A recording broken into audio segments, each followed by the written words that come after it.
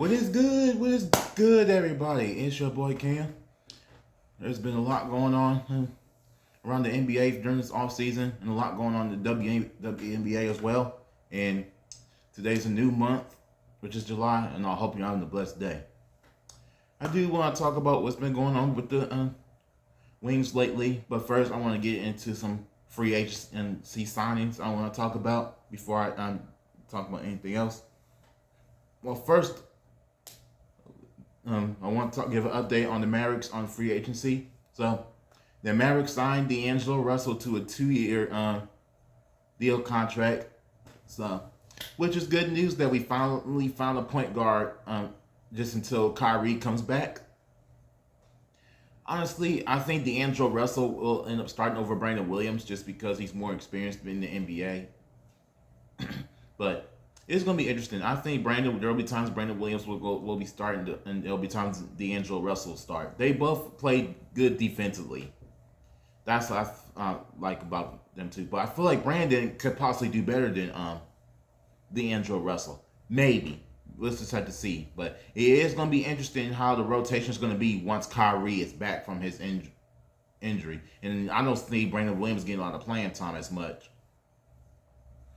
once Kyrie's coming back, unless he just keeps balling the way he's balling. And if he gets like 20 points a game and DAngelo Russell will average like 13 to 14 points a game, I think that's going to be a tough call to make for Jason Kidd once Kyrie's back. That's going to be tough. I really love Brandon Williams, the way he stepped up once everybody was going down with injuries, and he was basically the younger version of Kyrie Irving. And I just love Brandon Williams' defense and how he plays defense. But I'm going to tell you this. The Mavericks better not go after LeBron James. We don't need LeBron. We don't need another crybaby on our team. LeBron can stay his ass with Luka in LA. He can just hurry up and finish his career, and then or he can retire next year. But if he chooses to wait for Bryce to come to NBA, that way he can play with two of his sons, that's cool.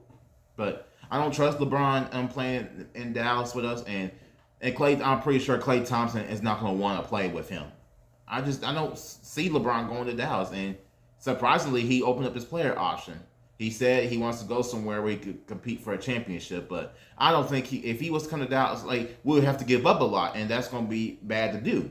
I refuse to let LeBron come down here if I was Nico Harrison. If I was Nico Harrison, I would decline the offer for LeBron James, because we'll have to get. They said we'll have to give up PJ, Gafford, Najee Marshall. We would have to give up like 3 guys just for LeBron James, and that's a bad risk of doing that. That's a very, very bad risk. I just don't see it working out down here with LeBron. It's just, we already got Cooper Flag. We're already about to have a new franchise player. So why bring another star in Dallas when we're about to have our new franchise player in Dallas? I mean, don't get me wrong. I am still confused about the trade. I'm still want to know what happened, but obviously they're not going to tell us everything what happened. Only the players and the GM already know the whole answer why they had to do this.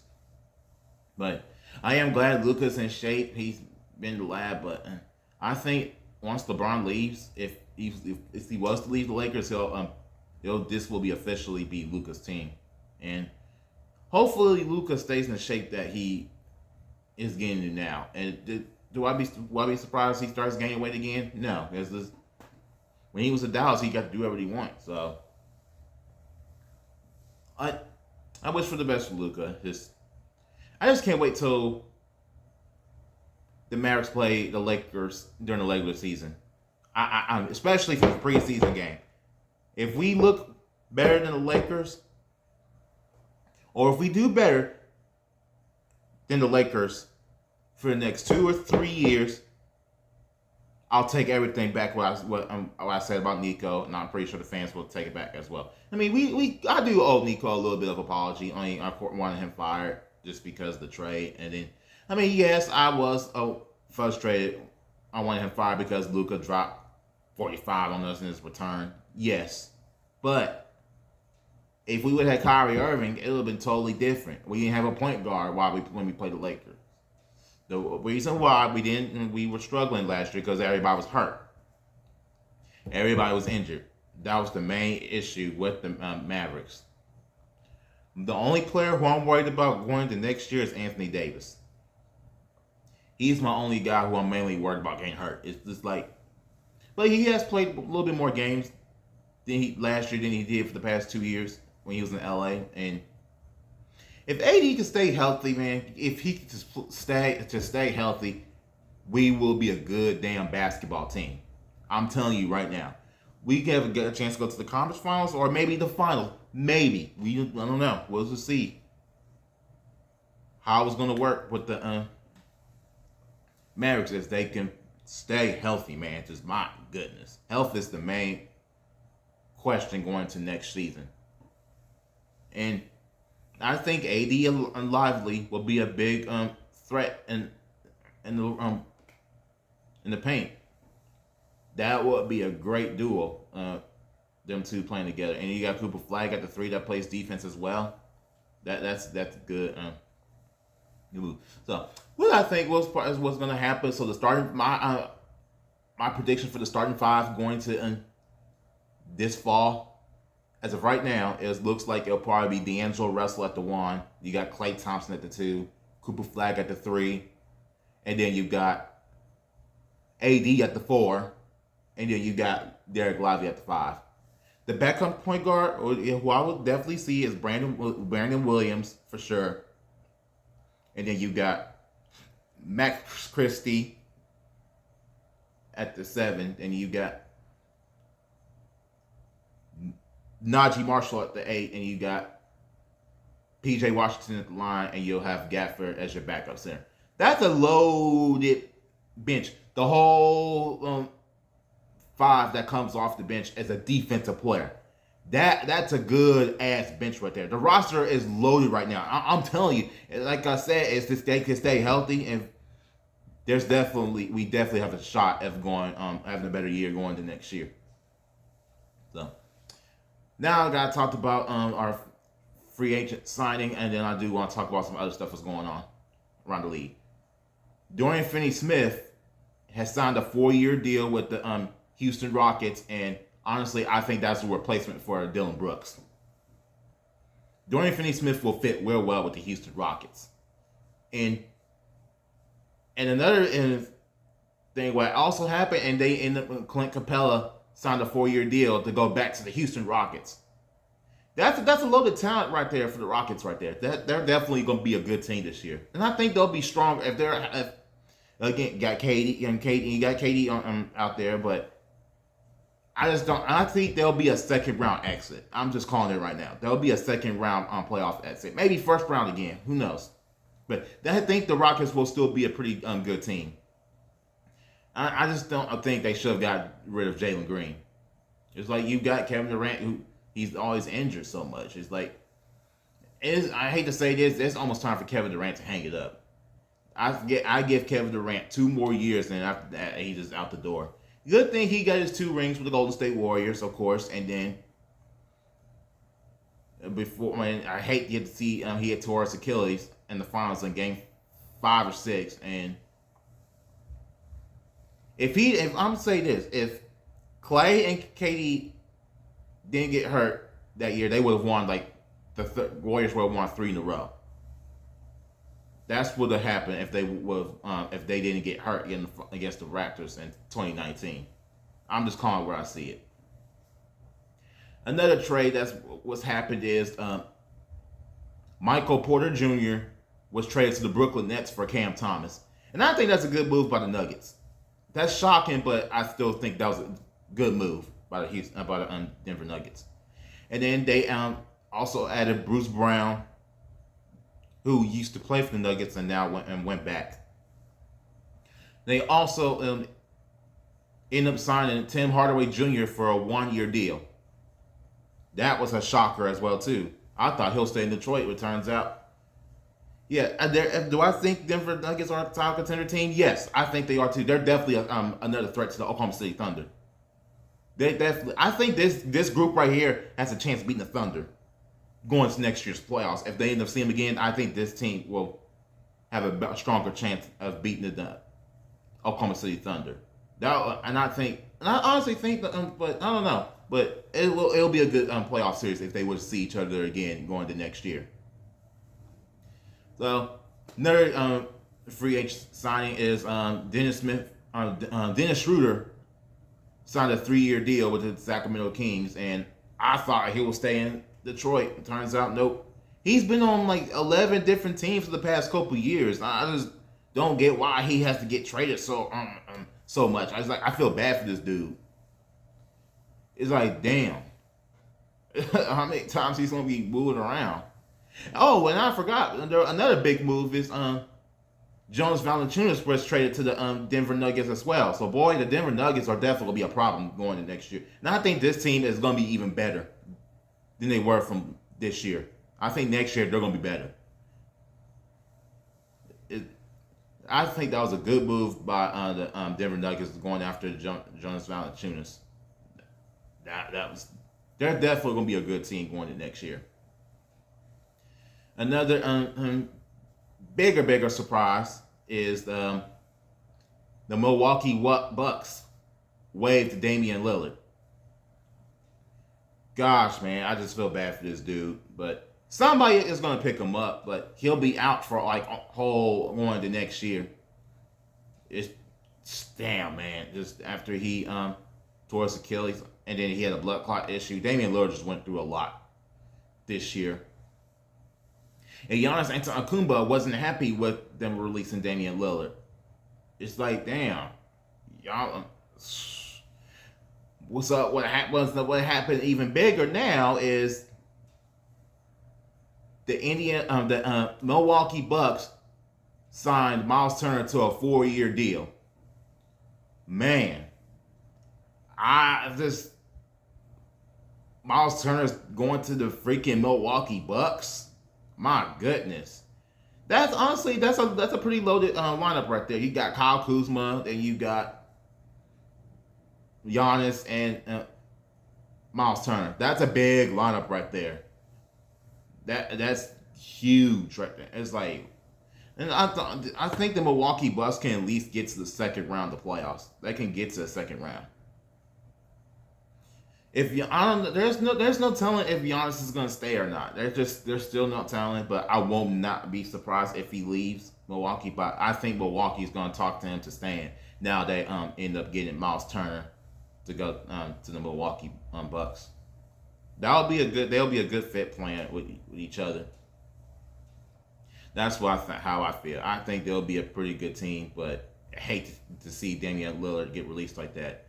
Carmelo Anthony stated that sports is not loyalty. It's not loyalty, man. It's just like shit. It's a business in the NBA. It's just how it works.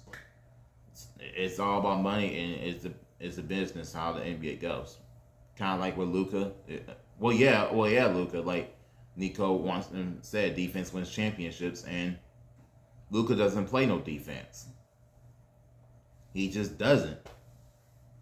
That's all I was gonna say. But we're gonna see. But NBA Summer League starts next week, and I'm definitely gonna be tuning into that. I'll do some feedback from the game about how Cooper Flag's gonna look playing for the Mavericks. And if he drops like 20 points in the Summer League or a little more, an NBA is definitely gonna be in trouble once Cooper Flag continues to get better and better and better and better. But I'm definitely looking forward to going to see some Maverick games to see Cooper Flag play in person. Boy, I'm just telling you, them tickets are going to be expensive as shit. Yeah, but I'm definitely going to want somebody to go with me. Anybody's down to go with me to a Maverick game, I definitely will love somebody to go with me. Especially in my birthday month of December. So, to go see Cooper Flag ball out in Dallas and help us to win a championship. So, that's the goal. So let's just get back to the finals and win it this time. So that's just what it is. So, all right, now that I talked about what's been going on in the NBA, I want to talk about what's been going on in the WNBA as well. The WNBA commissioner stated that there's going to be 3 more expansion teams going in a couple more years from now. There's about to be one in Cleveland and Philadelphia, and there's about to be a WNBA team back in Detroit in the next couple years from now. It's like, damn, the WNBA just keeps growing. It's like, my goodness, it's growing, man. I love to see that. Like, I honestly think, and I honestly do agree with Sophie Cunningham what she said today. That the WNBA is just growing even more. The TV ratings are going up just because of Caitlin Clark. It's all because of that. It's like if it wasn't for Caitlin Clark, the WNBA would not have been growing right now. If it wasn't for her, that's just what it is. But Caitlin Clark is out tonight with a groin injury for the third game in a row, and she's never missed this many games before. Like, damn, I feel bad for that girl. My goodness, she's out with a groin injury. And tonight, the Indiana Fever will take on the Minnesota Lynx in Minnesota for the Commissioner Championship. I'll definitely watch that tonight. And I think Minnesota's just going to win just because Minnesota's a very, very tough team. They're definitely, I just got Minnesota winning tonight. They're definitely title contenders for sure. And I honestly think this team will go back to the finals again. And maybe even win it this time. Maybe. They might actually win it this time. So, yeah, it's just, like I said, I'm just so sick of the jealousy that that's been going on towards Caitlyn. People are taking cheap shots at her, just like throwing crazy words at her, and I'm just so tired. WNBA people, y'all need to do better than that. I'm so sick of y'all's hate towards her. One day y'all will appreciate what Caitlin Clark has done in the future. Y'all will appreciate everything what she's done in the future, since y'all want to be because she's getting the most attention. Y'all want to take the anger out on her. It's just, that's so bullshit what y'all are doing. It's like, I mean, and it's like, why are y'all just at her like that? Like, she ain't doing anything to y'all. It's like, yeah, it's like she's one of the best 3-point shooters I've seen in a long time. Like I said, she's basically Stephen Curry in the WNBA the way she shoots. And she's got even better than she did from last year. But I'm still mad at her teammates for not sticking up for her. I'm still mad at her teammates for that. Except for Sophie. Sophie, thank you, girl, for stepping up for your freaking teammate. Like, if I was Caitlyn, I'm calling my teammates out if no one's sticking up for me. Y'all's gonna let me keep being bullied like that. But I'm glad Caitlyn's fighting back, though. She's finally sticking up to herself since nobody else wanted to. But hey, if I was on her team, I'm definitely sticking up for her. And I feel like her teammates just may be jealous of her the way she plays. That's probably why they might not be sticking up for her. She probably is making the most money. They're just jealous of her. It's sad that her own teammates. If her teammates are jealous of her because the way she plays, and that's probably why they don't want to stick up for her. That's just very, very sad right there. That is so sad what they're doing. And honestly, in a couple more years, if she was to continue to get bullied like that and no one's wanted to stick up for her in a couple of years, if I was Caitlin Clark, I will go to a team who will stick up for me. I will call her teammates out for not wanting to stick up for me. It's just like, even though she's sticking up for herself now, I'll call my teammates out. Like Nancy Lieberman say, where are her teammates at? They need to do better than that. But it was fun. Like what she said, that was so hilarious. Like that last year, she's like, if she was Caitlyn, I would have punched Kennedy in the face. if she was to bully me like that. Like, it's so sad that Caitlyn just is coming into the league being bullied like that. It's sad as shit, man. But it's all right though. But I like how Caitlyn's just letting her game do the talking, and she's, like I said, Caitlyn, I love you. I love watching you play. You just keep doing what you're doing, and I appreciate everything you've done. I like how you're growing attention around the world, and you're bringing the ratings up. I appreciate it so much. You have a very good fan base that's supportive of you, and I'm glad your coach Stephanie White sticks up for you. I like Stephanie. She's a great coach, and I think she does a good job fighting for Caitlin. Like, she sticked up for Caitlin, talking to the rest about how was she not a Marina Mabry, not ejected for shoving her in the back like that when her teammate JC was instigating it. It's like, damn. So, the Wings actually made another trade, so they ended up, the Dallas Wings lost Malaysia Smith. She ended up getting traded to Las Vegas Aces, and we got traded for the 2027 first round pick. Or 2026 first round pick. I can't remember, but we did get traded for a first round pick, so which will be another good thing for our future team around Enrique and Paige.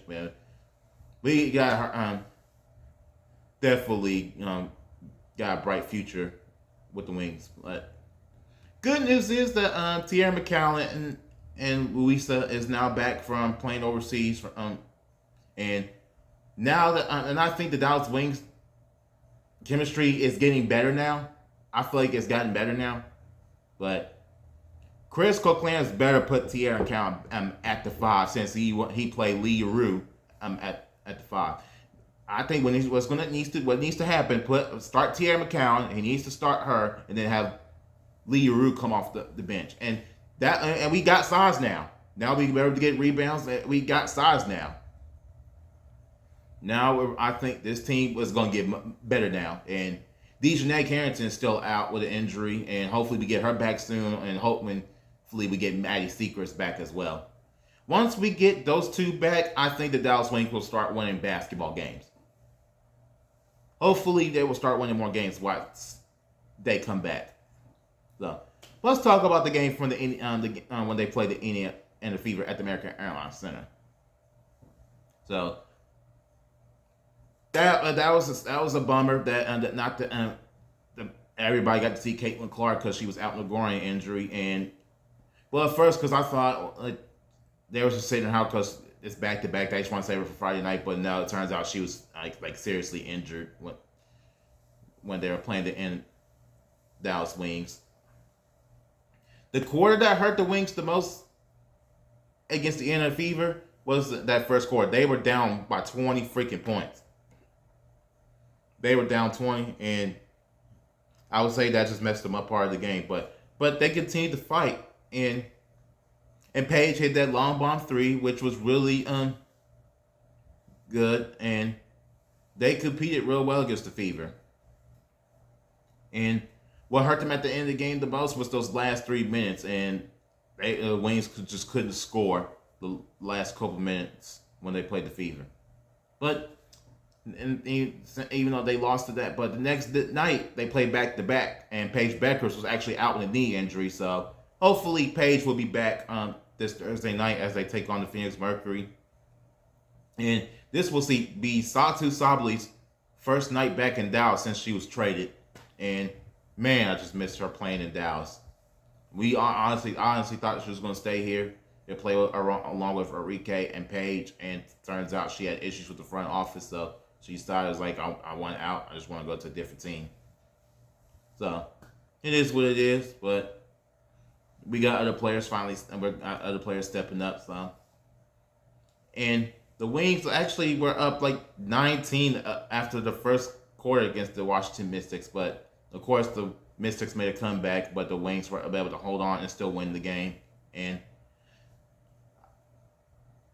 I'm so glad they waived Kalia Charles, and she should not have been the starting lineup. Isaiah James should have been in that starting 5. And ever since she's been coming off the bench, she's been playing really well. Even if she was a starter, and she played really well. And if she keeps playing the way we're playing, the Wings will be a good team. I'm just calling it where I see it, man. It's just they keep playing the way they're playing, they're definitely gonna be winning more games. And like I said, I think the Wings will be a good team 2 or 3 years from now, and they could possibly be a title contender. But that's gonna be a while till that happens, and they're still working on chemistry together. But I think Coquelin's is doing a better job with his players now. I think he's finally figuring out the pieces. But I think this, but now that McCown's back, he should be able to figure out quickly. He needs to put her back in the, put Tierra McCown back in the lineup and have Lee Rue come off the bench. It's just that's just what needs to happen going into starting this Thursday night's game. And next Sunday, and the Dallas Wings have a rematch with the Indiana Fever, and they go to Indiana and play them. And hopefully they'll get revenge on them. And Monday night next week, they travel to Phoenix to have take on the Phoenix Mercury, and that'll be the third meeting going into this season. But we'll just have to take care of this Thursday. Hopefully they'll win, and hopefully they'll just start winning some more basketball games. But that concludes my podcast for the day. I will see you on the next one, and I'm going to be tuning into the Indiana Fever and Minnesota Lynx game tonight and see who wins the Commissioner Cup. So let's just hope the Wings win this Thursday night, and I will see you on the next podcast.